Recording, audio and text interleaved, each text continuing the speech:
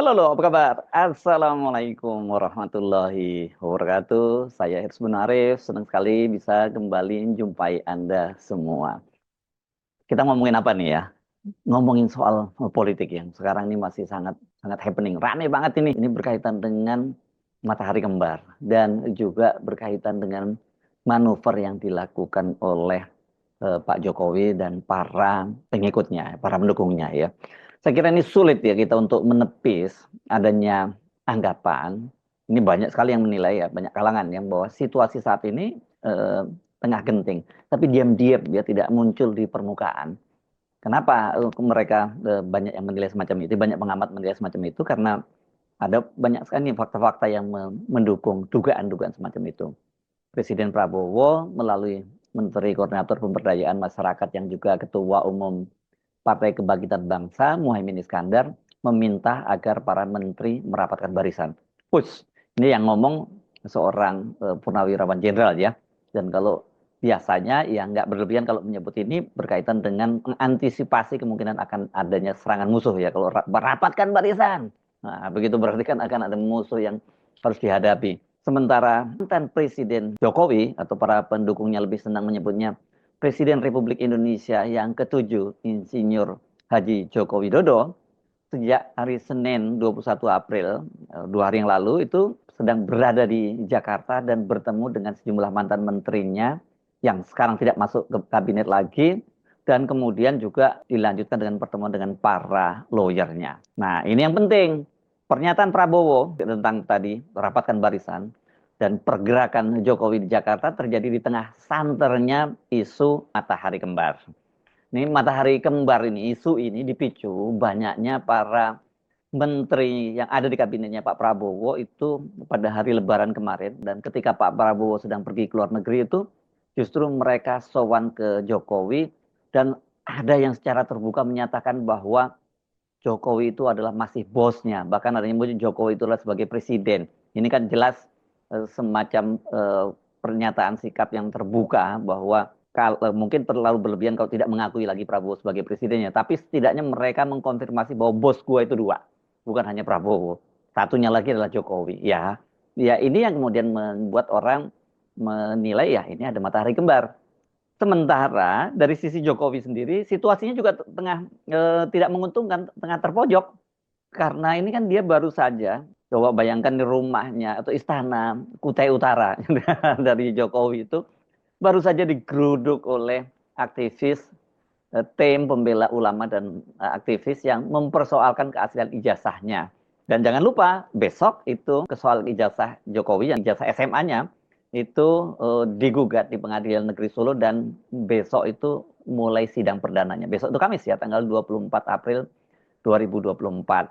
Bersama dengan itu, ratusan purnawirawan jenderal dari 3 angkatan tanggal 17 April kemarin mendesak pencopotan Gibran, ini anak Joko Widodo, itu dari posisinya sebagai wakil presiden. Desakan ratusan jenderal purnawirawan ini dari 3 matra, dari 3 angkatan ini yang bikin makin serem karena didukung oleh mantan wakil presiden yang juga pernah menjadi Panglima TNI, Jenderal TNI Purnawirawan Tri Sutrisno. Tokoh yang sekarang ini paling sepuh dan paling dihormati di lingkungan TNI.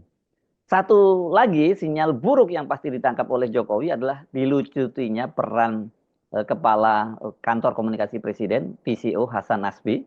Ini salah satu pendukung garis kerasnya Jokowi dan perannya itu sekarang dialihkan ke Mensesnek, Menteri Sekretaris Negara Prasetyo Hadi, yang ini merupakan orang dekatnya Pak Prabowo sejak lama, sejak di Hambalang dan sejak di Kartanegara. Oh iya, satu lagi yang juga menurut saya perlu kita masukkan di sini jadi satu faktor yang mesti kita bahas, yakni Ketua Umum Partai Amanat Nasional Zulkifli Hasan itu sebelumnya kan sempat ke Solo juga, dia termasuk rombongan yang ke Solo, tapi ketika dia berlangsung halal bihalal ya, tanggal 20 ya tadi Ahad kemarin itu, dia secara tegas Partai Amanat Nasional itu akan kembali mendukung Prabowo maju pada Pilpres 2029 Sementara untuk calon wakil presidennya, dia menyatakan ini akan masih dibahas. Itu artinya dia sudah menghilangkan opsi Gibran sebagai calon wakil presidennya Prabowo Subianto. Jadi dari fakta-fakta itu, sesungguhnya kita bisa membaca secara diam-diam di bawah permukaan ada ketegangan di kalangan elit politik tingkat tinggi, bahkan tertinggi di Indonesia ini. Saya kira tidak berlebihan kalau kemudian kita menyebut matahari kembar itu akan mulai saling menunjukkan siapa di antara keduanya yang bakal lebih bersinar dengan teriknya ini. Bahkan mungkin karena terik, saking teriknya nanti bisa satu dengan yang lainnya saling membakar. Mari kita bahas satu persatu secara kronologis saja. Saya hanya memaparkan, nanti Anda yang memberikan penilaian sendiri. Ya, jelas dimulainya itu kalau isu matahari kembar itu kan dari lebaran politik kemarin itu ya, Pak Prabowo kita tahu juga melakukan open house, tapi ternyata beberapa menteri itu langsung melipir ke Solo. Ya ini yang jelas yang langsung pada hari pertama langsung ke Solo itu adalah Luhut Binsar Panjaitan. Jelas ini merupakan orang dekatnya dari Jokowi yang di masa lalu kalau Anda baca-baca pernyataannya tentang Prabowo nggak positif ya. Walaupun sekarang diberi jabatan, dan ini jabatannya nggak hanya satu, dua ya, ketua DEN, Dewan Ekonomi Nasional, dan juga penasihat khusus Presiden. Tapi kan cuma dua jabatan, zamannya Pak Jokowi kan dia diberi jabatan sampai puluhan, saya nggak tahu, saya udah nggak bisa ngitung lagi. Pokoknya banyak banget lah ya jabatannya Pak Luhut ini di zamannya Pak Jokowi. Setiap kali ada masalah pasti Pak Luhut yang ditunjuk. Yang kedua ini memang nggak bersamaan, itu yang datang pada waktu itu adalah Pratikno. Pratikno Mensesnek. Nah, ini juga mantan rektor UGM yang kemudian menjelma menjadi operator politiknya Jokowi. Ini berani tekan-tekan, misalnya ada ketua umum partai yang dianggap udah nggak sejalan lagi, yang kemudian dia bisa datangi didesak untuk mundur. Ya ini misalnya Erlangga Hartarto, ketua umum partai Golkar gitu ya. Dan Pratikno ini sebenarnya hubungannya dengan Jokowi sudah sangat panjang. Dia sudah mulai mendampingi Jokowi, membantu Jokowi itu sejak dia masih menjadi wali kota di Solo. Jadi tahun berapa itu? Tahun 2005 ya, kalau tidak salah ya. Jokowi nanti saya tolong dikoreksi kalau salah. Sekitar itulah ya, karena kan kemudian dia terpilih jadi dua periode di sana di Solo, tapi yang kedua tidak berlanjut karena kemudian dia maju ke pilkada di Jakarta, ya, ini tahun 2012. Dan kemudian 2014 dia maju menjadi calon presiden dan terpilih sampai dua periode. Nah, pada saat itu ya ketika mereka ini berdatangan ke Solo ya, kemudian Prabowo nggak muncul juga di sana gitu.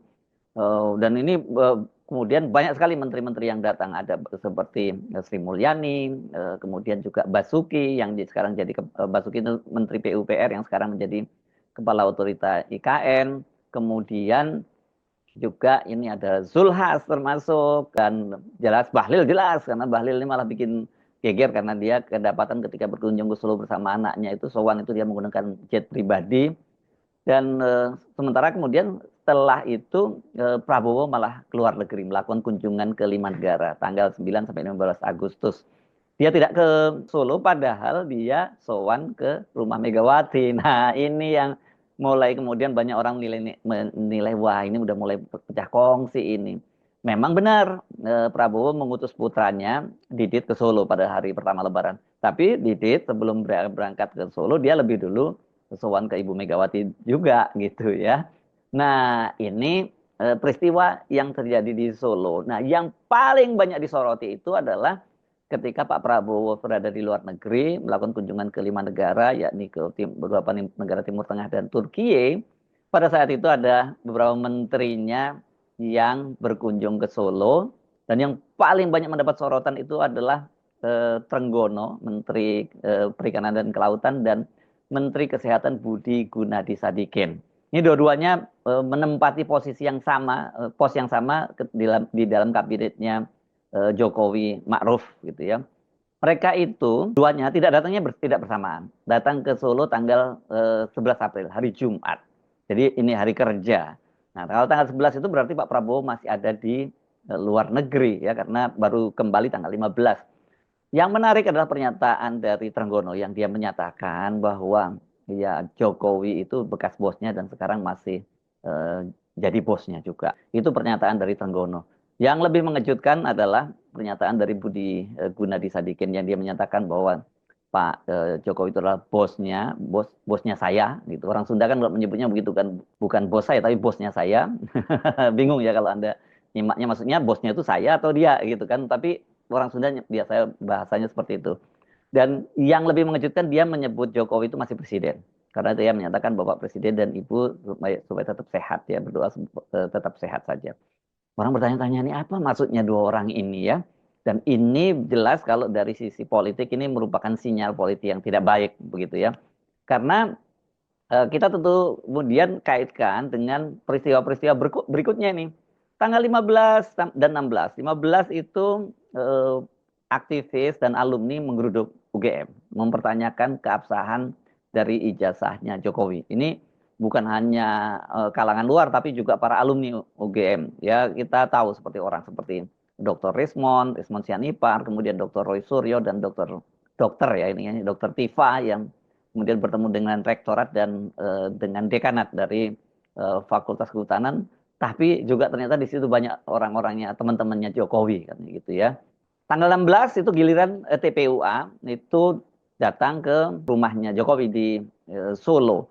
Nah, tapi sebelum itu, ini yang bikin mungkin agak bias kita melihatnya, agak bagaimana cara memahaminya, karena tanggal 15 pada saat aktivis di UGM bersama dengan alumni, ternyata itu Hercules, ini preman besar yang pernah pegang wilayah Tanah Abang itu, yang dikenal dia sebagai orang dekatnya Pak Prabowo, kok ternyata dia malah datang ke Solo, ke rumahnya Jokowi, dan dia pasang badan mempersoalkan orang-orang yang mempertanyakan ijazah Jokowi, itu dianggap kata dia hanya cari sensasi saja gitu. Nah, ini kan Hercules ini sahabat lama atau ya orang dekat lama dari Prabowo sejak masih operasi militer di Timur Timur gitu ya. Nah, kalau dia datang ke Solo, apakah ini merupakan perintah dari Prabowo? Itu yang jadi banyak pertanyaan orang. Jadi agak bias kalau kemudian Prabowo dikatakan ketika bertemu dengan Ibu Megawati berarti dia sudah meninggalkan Jokowi. Tapi dengan adanya Hercules, dan apakah ini merupakan sinyal bahwa Prabowo masih tetap menjaga Jokowi dengan memerintahkan Hercules begitu ya. Nah, pada tanggal 16 itu, kita balik lagi ke tanggal 16-nya, kan ada dua peristiwa. Satu, TPUA, di situ Jokowi bertemu dan dia tetap tidak mau menyerahkan kepada TPUA ini jasa aslinya, tapi ternyata sebelumnya dia malah menunjukkan itu kepada para wartawan, mulai ijazah SD, SMP, SMA, sampai ijazah yang diakuinya berasal dari UGM, tapi yang cukup mencurigakan karena dia melarang untuk difoto. Jadi sebelum masuk, para wartawan Istana Kutai Utara ini di istananya Jokowi ini dilarang membawa kamera dan handphonenya, harus ditinggalkan di luar. Jadi mereka cuma ditunjukkan begitu saja ya. Dan setelah pertemuan dengan TPUA itu, Jokowi menyatakan bahwa dia akan mengambil langkah tegas, tindakan hukum yang dia sudah konsultasikan dengan para pengacaranya karena menurut dia sudah terjadi fitnah di mana-mana. Itu pernyataan dari Jokowi. Nah, lebih mengejutkan, ini konteksnya di Solo, tapi ini berkaitan dengan eksistensi atau otoritas Pak Prabowo sebagai presiden. Di tanggal 17 April itu rombongan dari para anak peserta didik Sespimen, sekolah pimpinan menengah dari Polri itu sowan ke Jokowi dan mereka minta arahan. Ini momen ini sempat diunggah di akun Instagram dari Sespimen angkatan ini, pendidikan reguler tahun 2025 ini, tapi kemudian tidak lama di take down. Ya, ini jadi pasti ada masalah dong kalau di take down. Ya memang jadi masalah. Bagaimana mungkin mereka ini sowan ke seorang presiden yang sudah tidak menjabat lagi, tapi bukannya malah ke presiden. Kalau katakanlah mereka itu namanya mau belajar dari mantan-mantan presiden, ya harusnya datangnya tidak hanya ke Pak Jokowi, tapi juga ke Ibu Megawati dan ke Pak SBY. Belum lagi ada persoalan bahwa sekarang ini kan etika dan moralitasnya Pak Jokowi itu sedang dipersoalkan, mulai ijazah palsu dan juga dinobatkan dia sebagai salah satu pemimpin terkorup di dunia. Masa orang seperti ini yang dimintain arahan? Kan itu kira-kira yang dipersoalkan. Bersamaan dengan itu, pada hari yang sama, 17 April itu ada silaturahmi para purnawirawan, jenderal dan juga perwira menengah. Ini ratusan jumlahnya di sebuah gedung di Jakarta Utara. Ini tadinya pertemuan ini rupanya coba dihambat ini karena izinnya dipersulit gitu, sampai pindah-pindah tempat sampai 3 kali tadinya di gedung veteran di sekitar Semanggi dan kemudian dipindahkan ke gedung milik TNI Angkatan Udara di Halim. Tapi karena dipersulit kemudian dipindahkan ke sebuah aula di sebuah masjid di kawasan Kelapa Gading, Jakarta Utara. Di tempat ini pun tadinya juga akan dipersoalkan ketika kemudian akhirnya Pak Letnan Jenderal TNI Purnawirawan Marinir Soeharto, salah satu yang tokoh yang ada di gerakan ini yang membereskan itu baru selesai. Dan kemudian muncul statement tadi ada 8 poin yang salah satunya yang jadi yang banyak sekali disoroti adalah desakan mereka agar Gibran Rakabuming itu dicopot sebagai wakil presiden karena proses terpilih dia yang inkonstitusional, ya. Mengakal-akali di Mahkamah Konstitusi, ya, ini konstitusi diakal-akali, jadilah dia disebut sebagai anak haram konstitusi.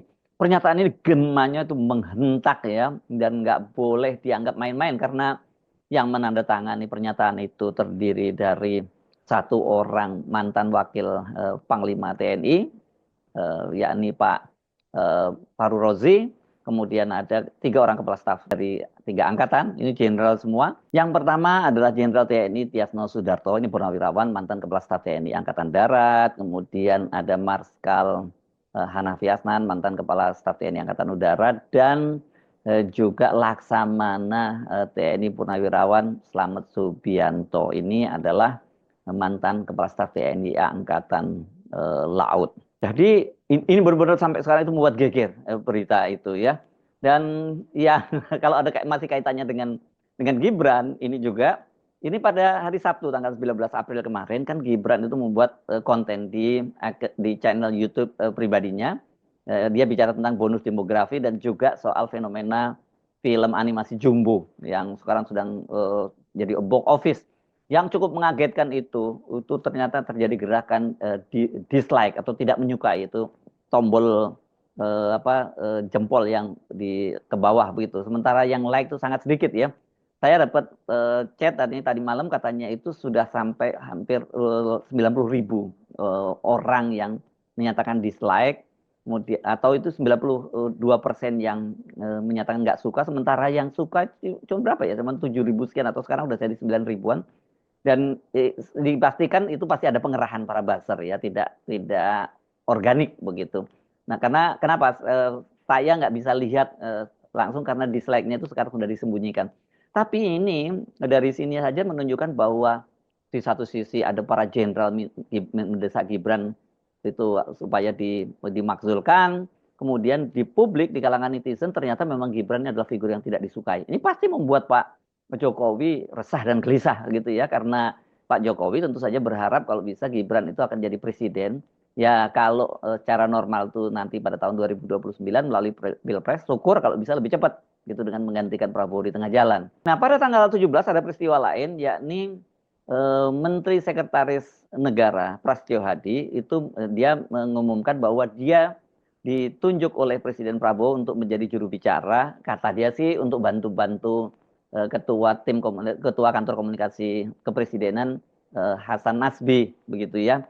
Tapi kadang dengan menyatakan dia yang ditunjuk menjadi jubir itu kan berarti posisinya Hasan Nasbi itu digeser begitu.